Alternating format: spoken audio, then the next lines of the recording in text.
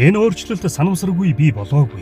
Урт хугацааны тэмцэл, хөгжил, хамтын хүчин чармайлт алхам алхмаар ахин урагшилсан их түүх юм. Өөрөөр хэлбэл энэхүү гендрийн эргэтгэж оролцооны суурь тавигдахад үндэсний болон орон нутгийн байгууллагын гээд бүхэл түвшинд шинэ өнцгөөс харах уриалга нөлөөллийн ажил улс төрийн манлайлал бий болсноор эхэлсэн.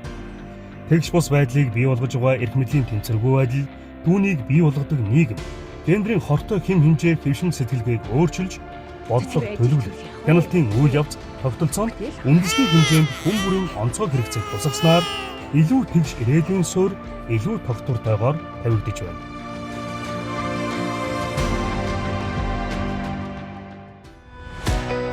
Баярлалаа ээжээ. Таныхаа ачаар мөрөөдөл гэр бүл хоёрынхоо аль нэгийг сонгох шаардлагагүй боллоо шүү дээ.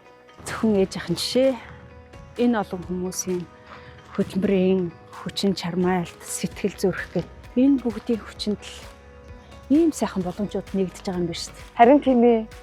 Бид хоёрт илүү их боломж байгаа юм байна. Тийм байх тийм.